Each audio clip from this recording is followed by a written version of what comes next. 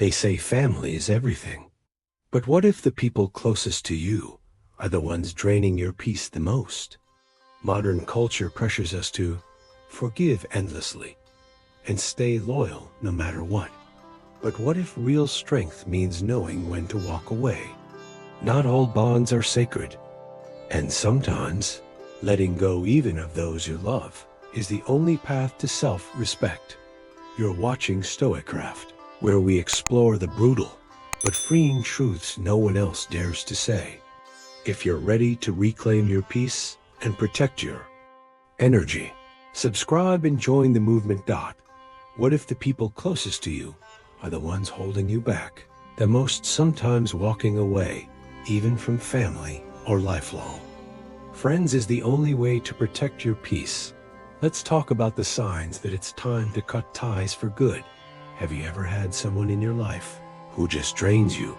Maybe it's a family member who always criticizes your choices, or a friend who only shows up when they need something. At first you tell yourself it's just how they are, but over time it starts to chip away at your peace, your confidence, even your happiness. Here's the hard truth: not every relationship is worth keeping, whether it's a friend, a coworker, or even family. Some connections do more harm than good, and as much as it hurts to walk away, holding on can hurt even more. So today, let's get real about the signs that it's time to let go, even if it's someone you love. When they constantly undermine you. Imagine this scenario. You're sitting at dinner with someone you care about, sharing a proud moment from your week. Maybe it's a promotion you worked hard for, a fitness goal you finally hit, or even something small like learning how to cook a new dish. You're excited, expecting some encouragement, but instead they hit you with something like, "That's nice, but isn't that what you were supposed to do?" Anyway, I've been there. I remember when I was starting a personal project that meant everything to me. I poured hours into research, planning, and preparation. When I finally told a close friend about it, hoping for some encouragement, they just smirked and said, "You always start things like this, but you never finish them." My heart sank. Wasn't just the words, it was the tone, the casual dismissal of something I cared deeply about. At first, I told myself it was just their way of being honest. Maybe they thought they were motivating me. But over time, I noticed a pattern. It wasn't just about the project. They had something negative to say about almost every success I shared. "Oh, you got that promotion probably because your boss likes you, not because you're good at your job." Or, "That's great that you lost weight, but don't get too confident. It's easy to gain it back. It's easy to brush off." One or two comments like this, you might even laugh it away, thinking that's just healthy. But when it becomes a habit, it starts to eat away at you. You start doubting yourself, questioning if your accomplishments are even worth celebrating. It's like trying to climb a mountain with someone constantly pulling you down, making you second-guess every step. Here's the truth. No one tells you people who constantly undermine you are often battling their own insecurities. They see your growth as a threat. Your progress shines a light on their stagnation, and instead of facing that, they choose to dim your light. It's not about you. It's about their inability to deal with their own fears and shortcomings. But here's where it gets dangerous. If you keep these people in your life, their words start to sink in. You internalize their doubt, and it becomes your own. You start to hold back, afraid of being criticized. You play it safe just to avoid their negativity, and in doing so, you limit your own potential. Walking away from someone like this can feel selfish, especially if they're a longtime friend or family member. But let me ask you, is it selfish to protect your peace? Is it wrong to prioritize your growth over someone else's comfort? As Stoics, we're taught to value what we can control: our mindset, our actions, and our response to the world. What we don't owe anyone is the sacrifice of our happiness to appease their insecurities. Marcus Aurelius said, "You have power over your mind, not outside events. Realize this, and you will find strength." You can't control how someone treats you, but you can control how much access they have to your life. Life is too short to surround yourself with people who don't clap when you win. Real friends and family will celebrate your victories, no matter how big or small, because they care about your happiness. They don't see your success as a threat. They see it as a shared joy. So if someone in your life constantly makes you feel small, unworthy, or inadequate, it's time to let go. You don't need their approval to thrive. You only need your own belief in yourself and trust me. Once you cut out the noise, your confidence and peace will soar too. They mock your goals. Picture this. You're finally mustering the courage to share a dream that's been sitting in your heart for years. Maybe it's starting your own business, writing a book, learning a new skill, or even something as simple as adopting a healthier lifestyle. You're excited, vulnerable, and hoping for encouragement. But instead of support, you're met with laughter, a dismissive smirk, or comments like, "Really, you think you can do that?" It's deflating, isn't it? I've experienced this firsthand. A few years ago, I decided to start pursuing a passion project that had been on my mind for ages. I was nervous but excited, so I shared my plans with a close friend. Their response, a sarcastic "good luck with that." Let me know when you give up. I laughed it off at the time, pretending it didn't bother me. But later, when I was working on the project, their words kept replaying in my head. What if they're right? What if I'm not cut out for this? That doubt didn't come from within me. It was planted there by someone who should have been cheering me on.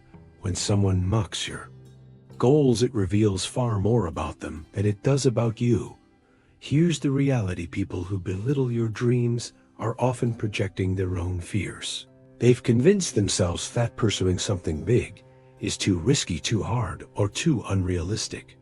And instead of confronting their own limitations, they choose to mock yours. But this behavior is dangerous for one simple reason: it chips away at your belief in yourself. Every mocking comment feels like a tiny pinprick, and over time, those little wounds can bleed away your confidence. You start doubting whether your dreams are worth chasing. You start asking yourself, am I being foolish? Here's the truth you need to hear: no dream is too big or too small. If it matters to you, the Stoics teach us to focus on what we can control, and your goals, your vision for your life, fall squarely into that category. Epicus said, "First say to yourself what you would be, and then do what you have to do." If you have clarity about your purpose, why let someone else's insecurity derail you? People who mock your goals aren't looking out for you. They're trying to keep you in the same box they've placed themselves in. They fear what your success would say about their life. Lack of action, after all, if you achieve what you're aiming for, it forces them to confront why they haven't done the same. Now, let's get personal. If you've been holding yourself back because of what someone said, ask yourself this: are they the ones living your life? Will they feel the regret of missed opportunities when you're looking back at what could have been? That's on you. Walking away from people who mock your goals, especially if they're close to you, isn't easy, but sometimes it's necessary. Surround yourself with those who lift you up, not those who tear you down. Find people who say, "I believe in you," not "that'll never work." I learned this the hard way. The same friend who mocked my goals drifted out of my life over time. At first I felt guilty about the distance, but then I realized something: their voice had been holding me back more than I realized. Without their negativity, I started believing in myself more, taking bolder steps, and achieving things I never thought possible. Marcus Aurelius said, "The impediment to action advances action. What stands in the way becomes the way. Let those who mock you be the fuel that drives you forward. Prove them wrong, not out of spite, but to show yourself that you are capable of more than they ever believed. Your goals are yours. Protect them fiercely, chase them unapologetically, and never let anyone's laughter dim the fire in your heart." 3. They're inconsistent. Let's be real. If someone can't decide whether they want to be in your life or not, why are you wasting your time? Inconsistency isn't just a quirk or a bad habit. It's a form of emotional manipulation. It keeps you guessing, wondering, and I do something wrong? Or why aren't they showing up for me? And let me tell you, the moment you start questioning your own worth because of someone's erratic behavior, they've already won. I had a so-called friend who was a master at this game. When life was smooth, they were all in. They'd hype me up, make plans, promise they'd be my ride or die. But the second things got tough or inconvenient for them, ghost mode, no texts, no calls, just radio silence. Then out of nowhere, they'd show up again with a casual, "Hey, miss me," like their absence didn't matter. And you know what's worse? For the longest time I let it slide. I made excuses for them. They're busy, they've got a lot on their plate. But deep down, I knew the truth. They only cared when it was easy or beneficial for them. Let me say something controversial. Inconsistency is a giant red flag, even in family. Yes, I said it. Just because someone shares your DNA doesn't mean they get a free pass to treat you like an afterthought. If they only show up when it's convenient, they're not being a family member. They're being a user. Here's the kicker: people who are inconsistent aren't clueless. They know exactly what they're doing. They thrive in keeping you in a constant state of uncertainty. Because it puts the power in their hands, you're left chasing their attention, their time, their approval, and that's exactly where they want you off balance and doubting yourself. The Stoics were blunt about relationships like this. Epicus said, "Seek people who elevate your soul." Do you really think someone who dips in and out of your life on a whim is elevating you? No. They're dragging you into a cycle of second guessing and emotional fatigue. But here's the uncomfortable truth. Most people don't want to admit we enable this behavior by letting them back in every time they disappear. We're teaching them that it's okay to treat us like an option. And if you let yourself be an option, don't be surprised when you're never their priority. Think about it. When was the last time someone's inconsistency made you feel valued? When did their on again, off again behavior ever build trust? It doesn't, it erodes it. Marcus Aurelius didn't mince words when he said, "Waste no more time arguing about what a good person should be one." If someone's inconsistency is robbing you of your peace, the good thing to do isn't to forgive endlessly, it's to walk away. Yes, it's harsh, but life is too short to cater to people who can't decide if you're worth their time. Surround yourself with those who show up consistently, wholeheartedly, and without excuses. And for the ones who can't commit to being reliable, cut the cord. It's not hardly ill, it's self-respect. Because here's the bottom line: you're not a backup plan. You're not a convenience. You're a priority, or you're nothing at all. And if someone doesn't see that, it's their loss, not yours. For they only call when they need something.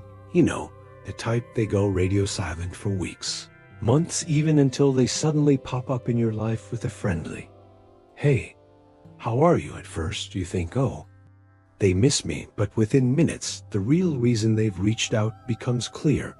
They need something: money, advice, a favor, your time. Whatever it is, the conversation always circles back to them. I've had people like this in my life. They disappear until their world started falling apart. A job interview, they weren't prepared for an emergency loan they couldn't get elsewhere, or even something as small as needing a ride. And every time, I drop everything to help, because I believed that's what a good friend or family member does. But here's the thing: when the tables were turned, they were never there for me. Ever calls went unanswered, texts ignored, and their excuses were always some variation of, "Oh, I was so busy," or "I didn't know you needed help." Funny how they had all the time in the world when they needed something. Let's get real. This isn't friendship. It's transactional. These people don't see you as a person. They see you as a resource, and as soon as you stop being useful, they vanish. Until the next time they need to exploit your kindness, here's the controversial TR. Truth: allowing people like this to stay in your life isn't compassion, it's self-sabotage. They're not building a relationship, they're draining it every time you answer their call or bail them out. You're reinforcing the idea that you're just a tool for their convenience. The Stoics teach us to value our time and energy. Seneca wrote, "Associate with those who will make a better man of you." You ask yourself, is someone who only shows up when they need something making you better? Are they supporting your growth? Or are they stunting it by taking and taking without giving anything back? But let's dig deeper. Why do we allow this behavior for many of us? It's guilt. Maybe you feel obligated because they're family, or you don't want to seem selfish. But here's the truth: boundaries aren't selfish, they're necessary. You can't pour from an empty cup, and constantly giving to people who wouldn't reciprocate leaves you drained and resentful. I learned this the hard way. There was a family member who only ever reached out when they were in trouble. It was always something urgent: "I need rent money. Can you help me fix this problem?" And for years I gave. And because I felt it was my duty. But then I noticed a pattern. They never called to check on me, never asked how I was doing, and never showed up when I needed them. One day, they called me again, and before they could even get to their request, I interrupted and said, "Let me guess you need something." The silence on the other end of the line said it all. That was the moment I realized this relationship was one-sided, and it wasn't going to change unless I changed it. Setting boundaries doesn't mean you don't care. It means you care enough about yourself to stop being taken advantage of. It means you're refusing to be someone's safety net while they offer you nothing in return. Marcus Aurelius said, "You have power over your mind, not outside events. Real is this, and you will find strength." You can't control someone's intentions, but you can control how much access they have to your life. Here's the hard truth: if someone only calls you when they need something, they don't value you.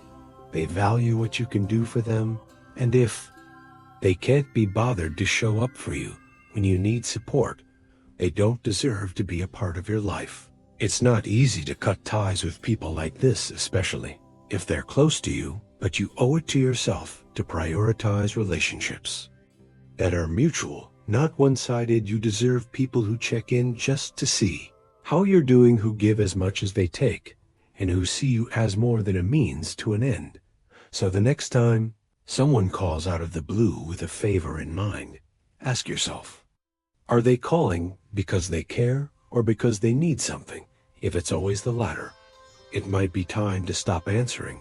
5. They hold grudges. Some people treat grudges like trophies, proudly displaying their bitterness for everyone to see. They hold on to the smallest slight, the tiniest mistake, and carry it with them, as if it defines your entire relationship.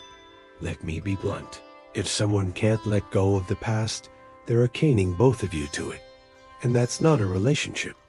It's a prison sentence. I once knew someone who could recall every single perceived wrong I had ever committed against them, missed their call once it was brought up in every argument for the next year, didn't attend an event they invited me to. They'd throw it back in my face, conveniently forgetting the dozens of times I showed up for them. It didn't matter how much effort I put into the relationship. All they could focus on were the few times I fell short.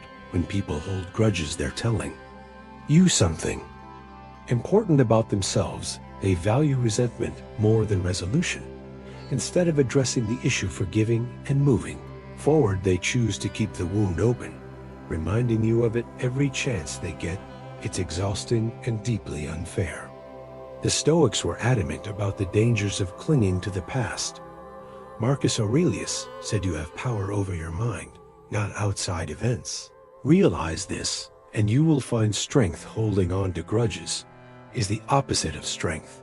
It's weakness disguised as righteousness. It shows a lack of emotional maturity and an unwillingness to grow. But let's address the elephant in the room. Why do some people hold grudges for many? It's about control. A grudge gives them leverage away, way to guilt or manipulate. They'll remind you of your sins to keep you feeling guilty, indebted, or like you owe them something. It's their way of ensuring the relationship revolves around their terms, not yours. The irony is people who hold grudges often demand perfection from you while giving themselves a free pass. They expect you to never mess up. But if you call them out on their flaws, suddenly it's a different story.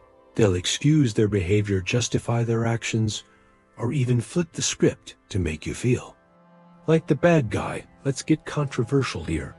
Relationships aren't about keeping score. If someone is more focused on tallying your mistakes than building a meaningful connection, they're toxic, plain and simple.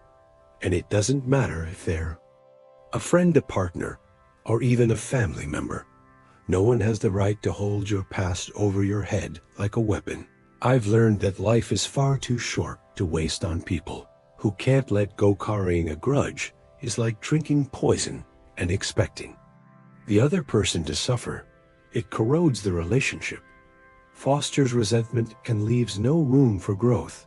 Here's the hard truth: you can apologize, explain, and make amends. But someone who holds grudges will never let you off the hook. Why? Because their grudge isn't really about you. It's about them. It's about their inability to process emotions, to forgive, or to see beyond their own perspective. So what do? You set boundaries. You refuse to let someone define you by your mistakes, especially when they refuse to let go of their own bitterness. As Epicus said, it's not what happens to you, but how you react to it that matters. If someone's reaction is to hold on to a grudge forever, ever, that's their choice, but you don't have to stick around for it. Forgiveness is a two-way street. If someone isn't willing to meet you halfway, it's not your job to drag them across.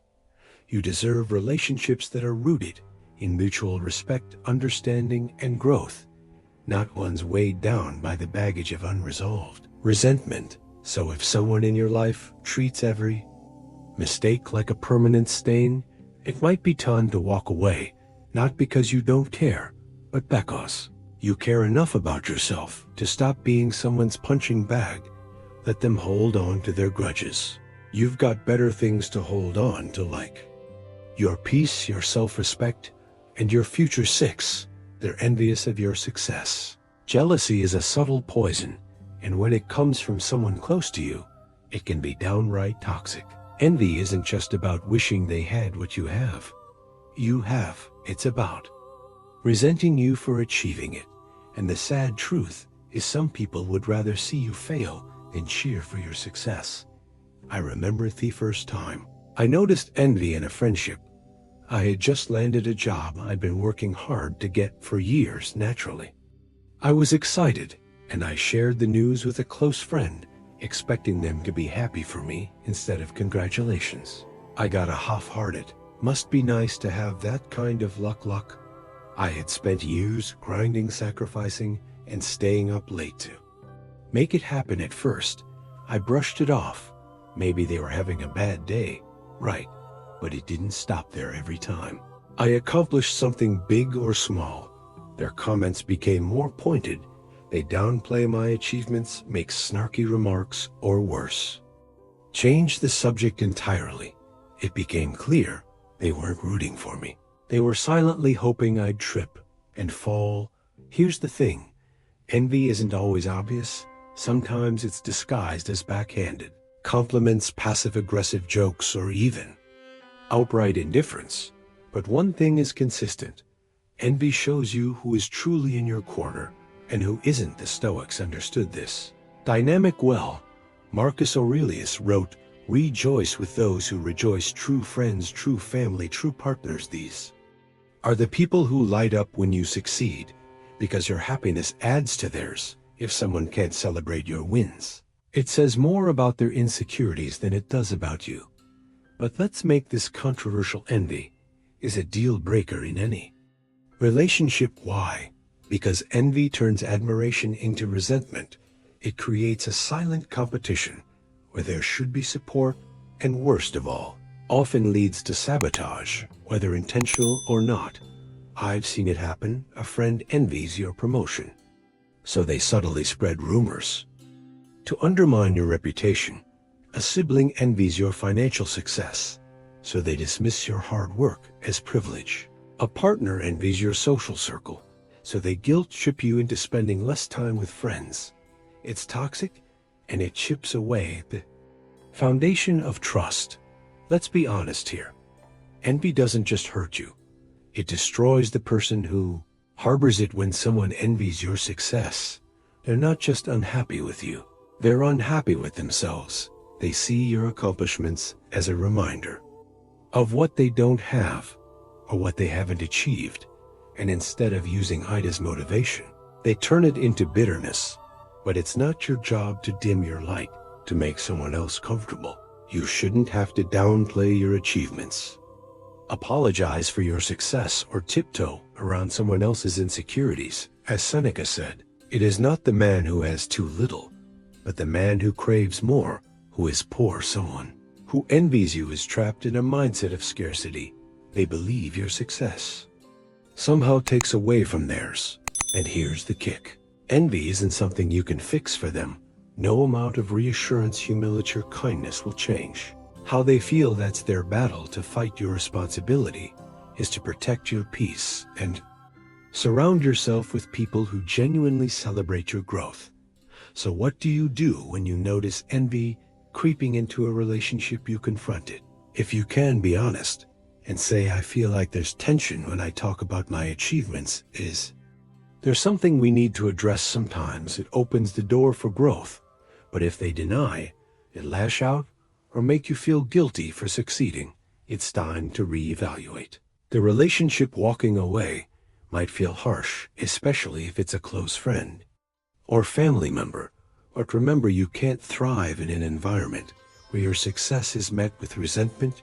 You deserve to be surrounded by people who inspire you, support you, and genuinely celebrate your victories. Envy is their burden, not yours. Keep growing, keep succeeding, and let the envious sort out their own insecurities. Life's too short to apologize for being the best version of yourself. 7. They encourage bad habits. Real friends want to see you grow, evolve, and reach your full potential. Toxic ones, they're perfectly happy to see you stuck, or worse, slipping backward, because your progress might remind them of their lack of it. When someone encourages bad habits, they're not just being careless, they're holding you back in the most dangerous way possible. Let me share a story. A while back, I had a friend who was always ready to hit the bars, no matter the day or the circumstance. It was fun at first. Carefree nights, laughs, and letting loose, but soon I started noticing a pattern. Whenever I had an important task the next day or was trying to focus on my health, they'd push me to live a little. If I declined, they'd mock me, calling me boring or too serious. The guilt trips and peer pressure were relentless. One night, after giving in yet again, I woke up feeling terrible, not just physically, but emotionally. I realized this wasn't about friendship. It was about them needing a partner in their own bad decisions. If they could drag me down to their level, they wouldn't have to face the reality of their choices. This is the harsh truth. When someone encourages your bad habits, they're not your friend, they're your accomplice. They're enabling behavior that harms you because it makes them feel better about their own lack of discipline or direction. The Stoics would call this a failure of virtue. Marcus Aurelius wrote, waste no more time arguing what a good man should be. One, people who push you toward bad habits aren't just wasting their time, they're wasting yours too. And time, as we all know, is the one resource you can never get back. Let's make it even more controversial. Some people need you to have bad habits because your struggle makes them feel normal. They'll encourage you to overspend because they're drowning in debt. They'll push you to skip workouts because they can't face their own health issues. They'll hand you another drink even when you say you've had enough, because they don't want to drink alone. It's not just destructive, it's selfish encouraging. Bad habits isn't about camaraderie or fun. It's about keeping you trapped in the same cycle they refuse to break out of. And let's be clear, misery loves company. But here's where it gets tricky. Sometimes the people encouraging bad habits don't even realize they're doing it. They might think they're being supportive, fun, or helping you relax, but whether it's intentional or not, the result is the same. They're pulling you further away from your goals, your health, and your potential. This is where boundaries come in. You need to be firm about what you're willing to accept in your life. If someone constantly tempts you to indulge in bad habits, you have to ask yourself, is this relationship helping me grow, or is it holding me back? Let me tell you, breaking away from people like this isn't easy. You'll face resistance. They might accuse you of changing, becoming too serious, or acting better than them.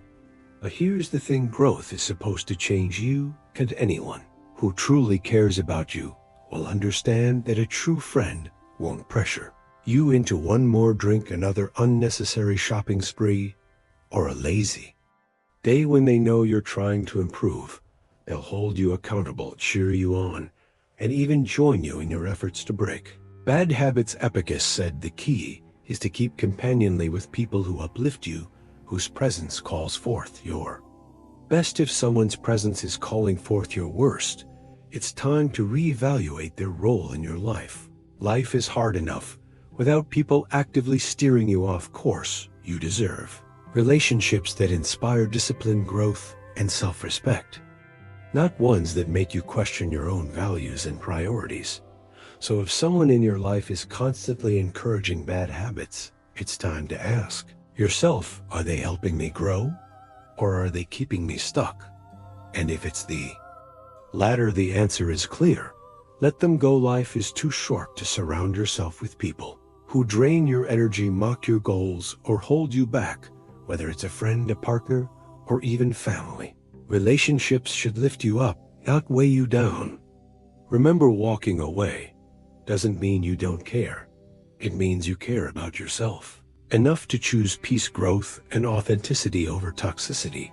As the Stoics remind us, you are the average of the people you spend the most time with. So ask yourself, are the people around you inspiring you to become your best self, or are they anchoring you to the person you no longer want to be?